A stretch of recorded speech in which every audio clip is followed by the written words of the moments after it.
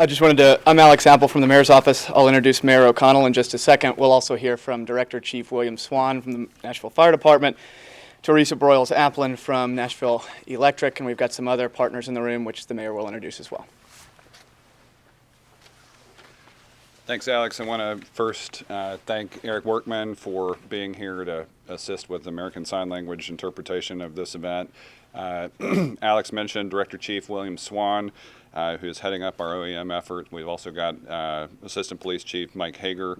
We've got Steve Martini from our Department of Emergency Communications, Teresa Broyles-Applin from Nashville Electric Service. I know Vice Mayor Angie Henderson has joined us with council members from some of the hardest hit areas, Councilmember Jennifer Gamble, Councilmember Aaron Evans, Councilmember Jennifer Frinsley-Webb, Councilmember Tanya Hancock, and I know also at the event, Councilmember Quinn Evans-Siegel, Councilmember Jacob Coupin, Councilmember Terry Vo, and Councilmember Brenda Gadd have been here. Yesterday was unfortunately another heartbreaking day for Nashville and so many in our Middle Tennessee community. I want to first thank our first responders from both the fire and police departments who were, as always, the first on the scene to help those who have been impacted. Many of them have been working since yesterday afternoon, and I am incredibly grateful for their selfless service.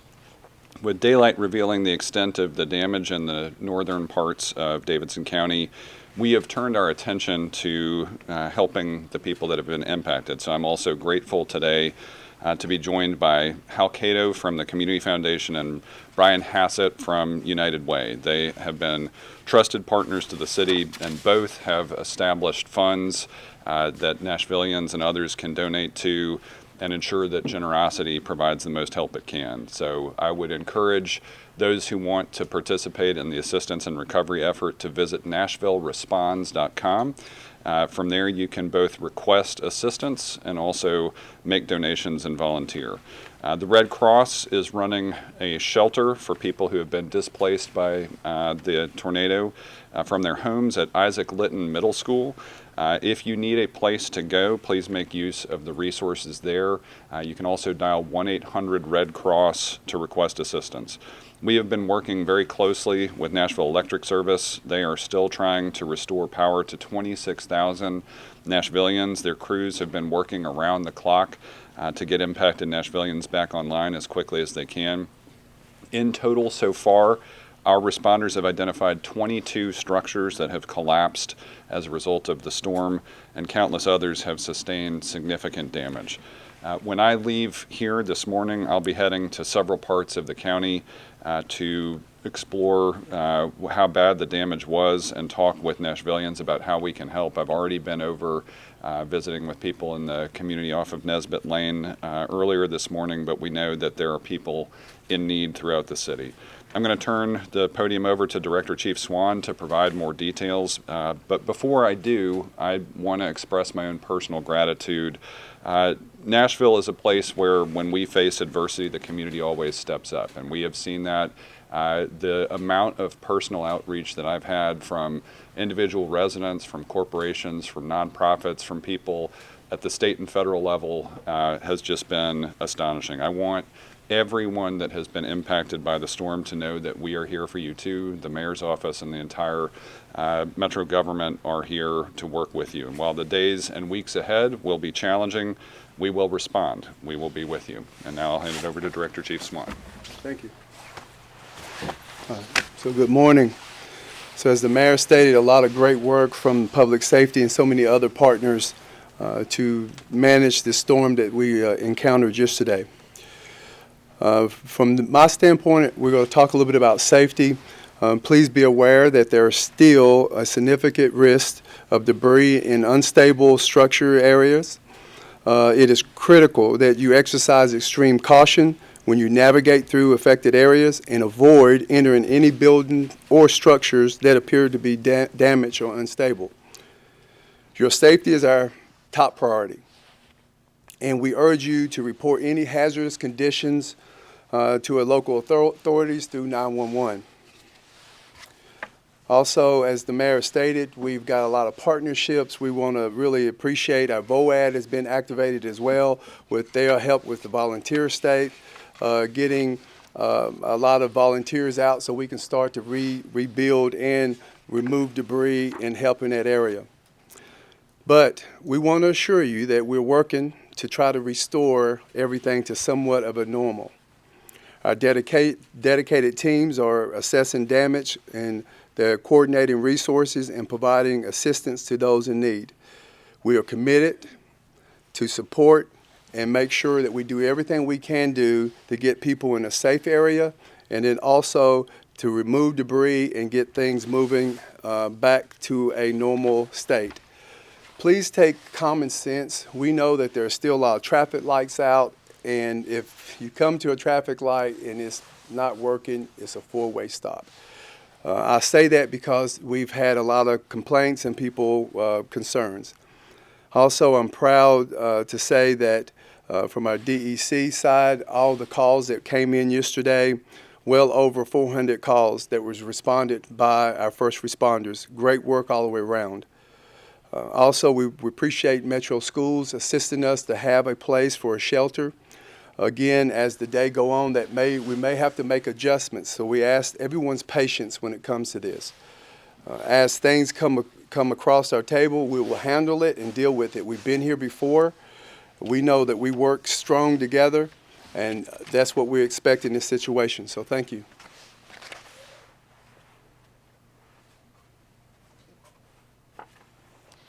All right, good morning, everyone. Thank you for being here. We at Nashville Electric Service are really saddened by what occurred, particularly the loss of life with this severe storm, but our hearts go out to everyone that has incurred loss. We know how resilient our community is, and we will be working 24/7 to ensure that we can contribute to our community's recovery. At this hour, we've restored power to nearly 18,000 customers. While this is significant, there are still 26,000 customers without power. We have crews working on restoration efforts, including contract crews. We are also expecting contract crews from out of state later today. NES substations in Hendersonville and North Nashville received significant damage. That damage is also impacting the transmission system coming out of Saundersville and Edenwall substations. The majority of the current outages are fed from those substations and transmission lines in those areas. We expect some of those outages to be prolonged, and we will know more today as crews further assess the damage.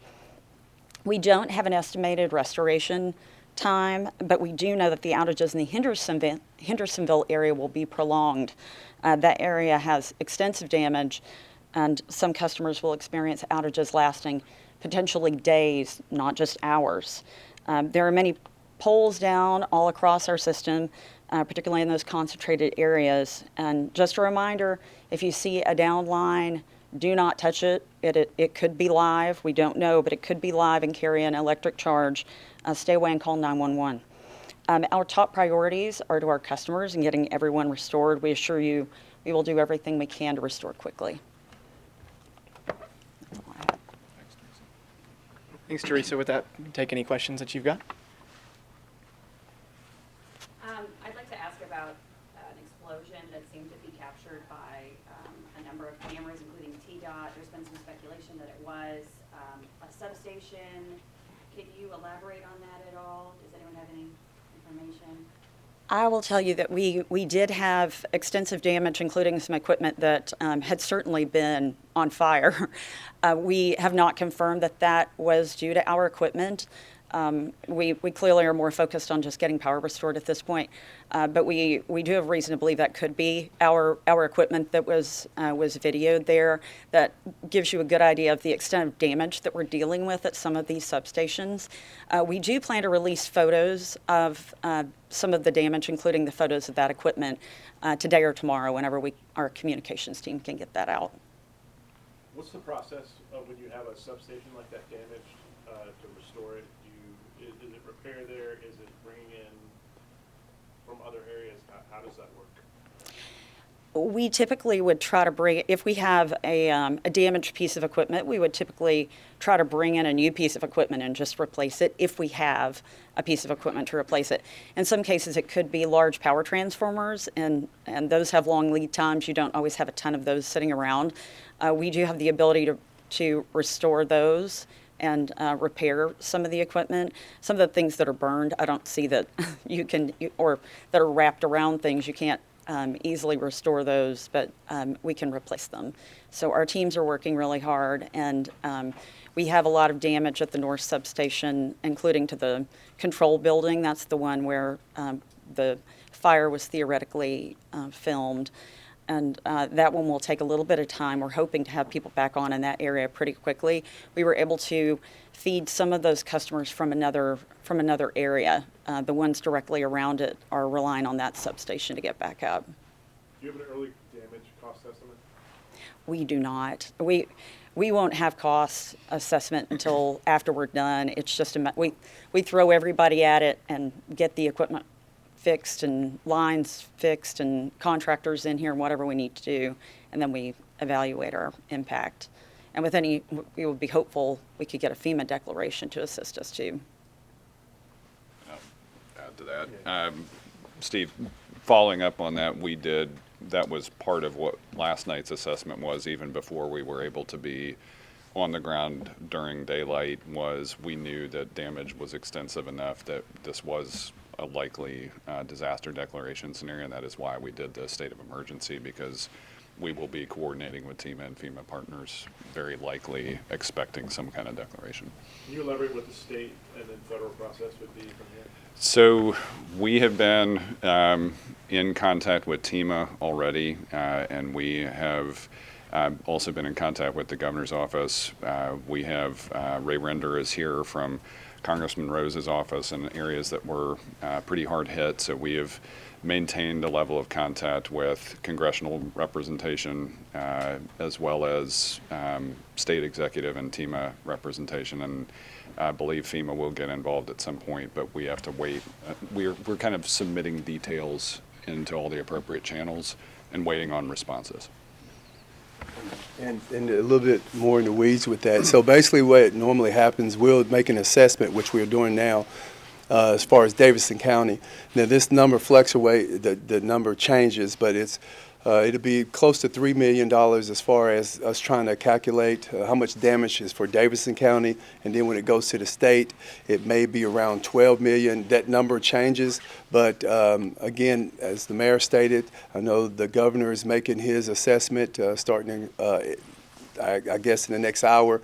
But as far as Davidson County, we are actually making assessments. It is important for everyone to understand all the debris and things in your area. Just take it to the curbside, and then our teams will come and take pictures and make sure things are gathered, because that's very important that we capture the damage before we get rid of it. But this is. Unfortunately, this is not something that, new to us. We've done it several times. So that's the process that we started last night, and we're actually continuing that as we speak. One last thing I do want to also mention, for safety standpoint, there is a lot of gas main breaks. So you'll see our teams out trying to control that and isolate. So if you see the authorities in your areas, please just understand they're there for a reason. Along with a lot of the road closures that we have, please just be respectful to that. We're going to have teams out to try to get people back into the area that has been affected, but we want to make sure you are escorted in and out, just like we did during the bombing. So thank you. As of this morning, do we know how many people have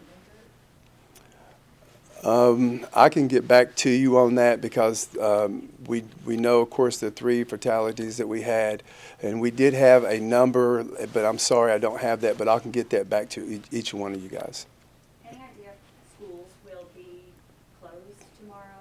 By year? One of the shelters is at a middle school. Right. Well, the schools are doing an assessment. They started last night, and I know that we're getting a report in. We're waiting right now for the school that we're actually using for the homeless shelter. So we'll know a little bit more about that as the day plays out. Do we expect the death toll to rise? That's a tough question. We hope the death toll doesn't rise, but our teams are. Last night, I want to just let everybody know the incredible job that all the teams did last night. When the storm hit, Shortly after, as you guys know, it's completely dark with no power, but they use all the tools that they had in their tool bags, from drones to our urban search and rescue teams, both police and fire, and so many others that played a big role to make make the assessments under those circumstances. There was a lot of collapsed buildings and structures, unstable, but they did a great job. As of right now, we don't have anything, and we hope we don't. But we are still in the recovery stage right now and making assessments. It's the time of year that a lot of people have plans coming up. Your first responders do too. Just sort of what's the mood been on December 10th, 15 days before Christmas, Hanukkah underway? It's got to be hard. Well, I would say for the first responders, this is a calling for all first responders.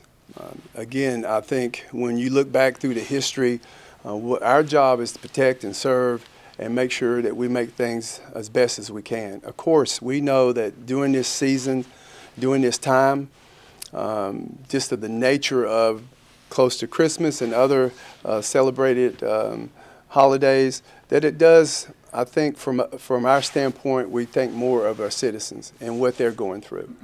And of course, we know that even in our departments, we have individuals that may be affected by this. I have not got any numbers from fire at this point, but there was even in my residence, I mean, it was one of those moments that no damage, but again, so we have empathy, and we do our job, and we focus on making sure that we stabilize everything. We use the LIP method: life safety, incident stabilization, and property conservation. That's what we go by. So again, our heart goes out to everyone, but we're here to serve, and that's what we will do through this hardship. I'm going to step up. I want to jump in on that too.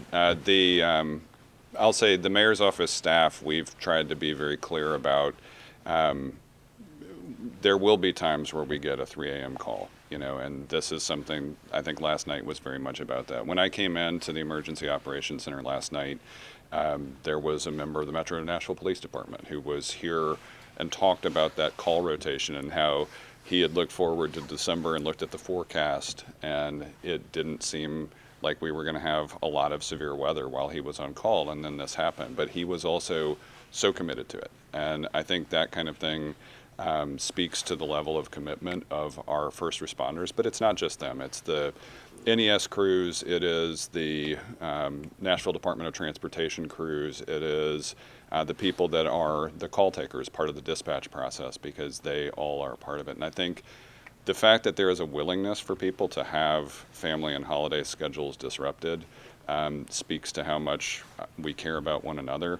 I will say one of the most amazing photographs I saw last night was our Chief of Staff, Marjorie Pomeroy Wallace, sent me a picture of the menorah that is up on Public Square, still standing upright with all 3 candles for the night of Hanukkah that was in effect lit, right? And so to me, that is what that is all about, and was excited to see that.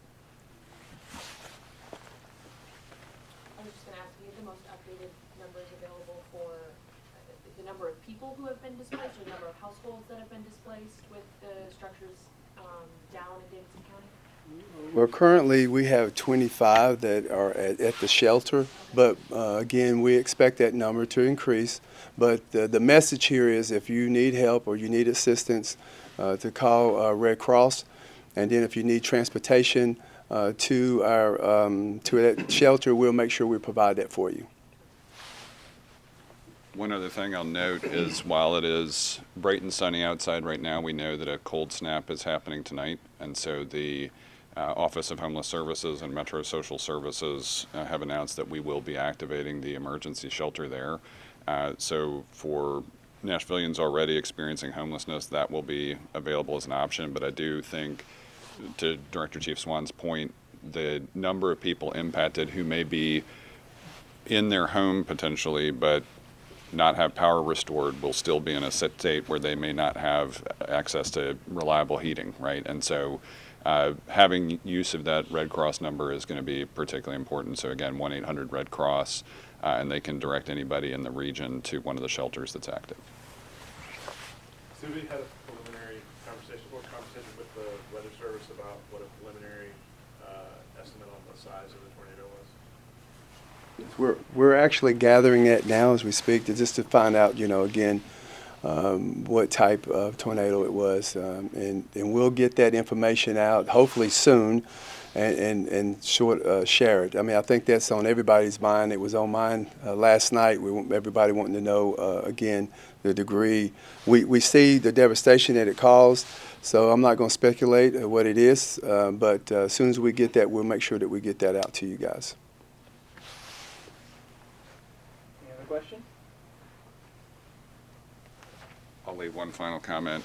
I know we've got several council members up here from the affected areas, and I just want to speak to outreach to other elected officials. We know that multiple mayors around Middle Tennessee have been struggling with the challenges of the severe weather, these tornadoes. We know there were fatalities reported out of Clarksville and Montgomery County.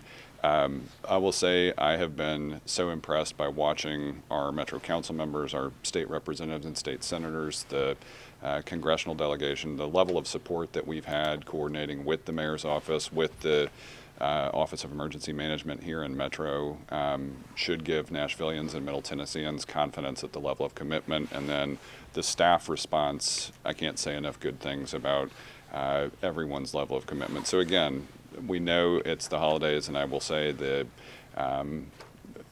we want everybody else in the city who has been impacted temporarily to be back in their homes, back on their feet as much as they can. So thanks, everybody.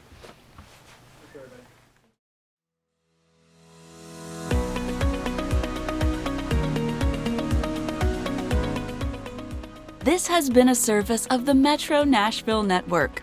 If you would like to see this presentation again, or for more information on this and other programs, visit nashville.gov